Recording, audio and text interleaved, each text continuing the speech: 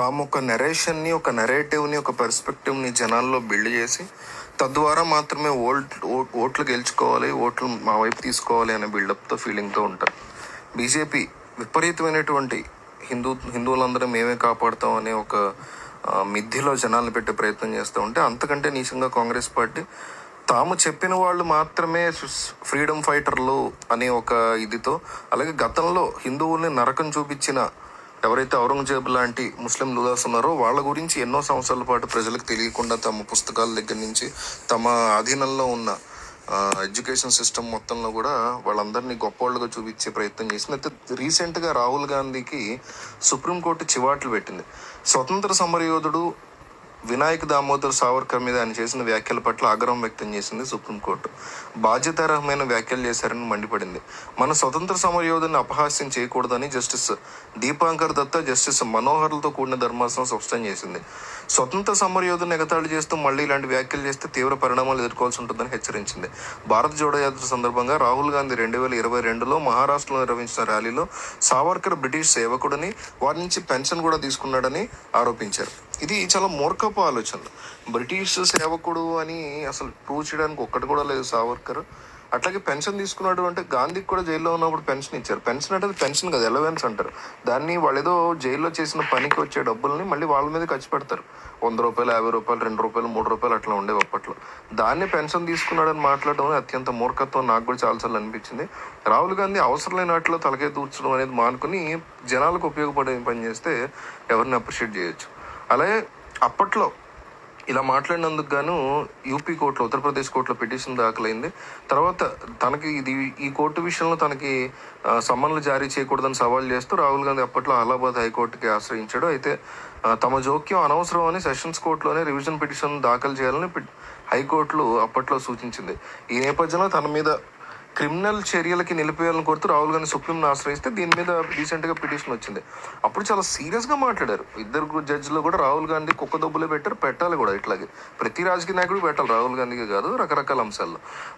ఏమన్నాడంటే ఇద్దరు జస్టిస్లు జడ్జిలు, మహాత్మా గాంధీ కూడా బ్రిటిష్ పాలకులకు రేఖ రాసినప్పుడు మీ విశ్వాసపాత్రుడైన సేవకుడు అని రాసేవారు. ఈ విషయం మీకు అంటే రాహుల్ గాంధీకి తెలుసా? మహాత్ముడు లేఖలో రాశారని ఆయన కూడా బ్రిటిషర్లకు సేవకుని మనం అనుకుంటామా? ఆ రోజుల్లో కలకత్తా హైకోర్టు న్యాయమూర్తులు కూడా యువర్ సర్వెంట్ అనే రాసేవారు. మీకు దేశ చరిత్ర గురించి ఏమీ తెలియనప్పుడు అలాంటి వ్యాఖ్యలు చేయకూడదని ధర్మాసనం కుక్క దెబ్బలు పెట్టింది రాహుల్ గాంధీని. ఒక ప్రముఖ రాజకీయ పార్టీ నేత ఇలాంటి వ్యాఖ్యలు ఎలా చేస్తారని నిలదీసింది. మనకు స్వతంత్రం తెచ్చిపెట్టిన వారి పట్ల ఇట్లాగైనా వ్యవహరించేదని నిలదీసింది. నిజమే కదా, వాళ్ళు మనలాగా సింపుల్ థింగ్ అబ్బా. మన చరిత్రలో అందరికంటే గొప్ప వాళ్ళు ఎవరన్నా ఉన్నారంటే వాళ్ళు మనకి స్వతంత్రం పెట్టిన వాళ్ళే.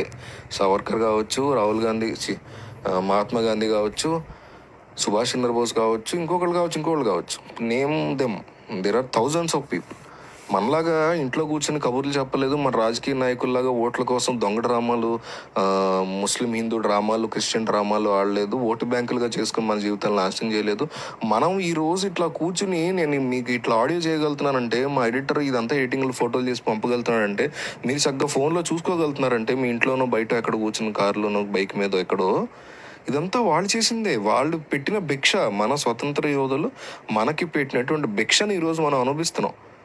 ఆ భిక్షని సర్వనాశనం చేసుకుని దేశాన్ని సంకనాకి ఇచ్చాం మనం. అది వేరే టాపిక్. అట్లీస్ట్ వాళ్ళు ఇచ్చినటువంటి భిక్షనన్న మనం గౌరవించాలి.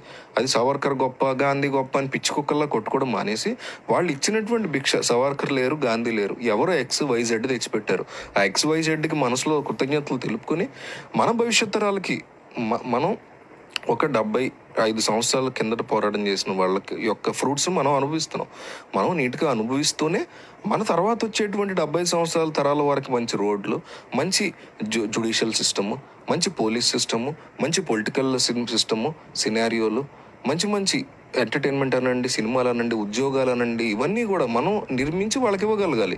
ఇది మనం చేయాల్సింది. అది వదిలేసి తెల్లారిన దగ్గర నుంచి గతంలో గాంధీ గొప్ప, గాంధీ యదవ, గాడ్సే గొప్ప అని ఒకటి సావర్కర్ యదవ, సావర్కర్ గొప్ప అని ఒకడు. అసలు అవసరం లేని అసందర్భమైనటువంటివి. ఎంతోమంది పోరాటం చేస్తే బ్రిటిష్ వాళ్ళు దేశం వదిలి పారిపోయారు, వెళ్ళిపోయారు, వదిలేశారు. కొలోనియల్ రూల్ని ఆపేశారు బ్రిటిష్ వాళ్ళు.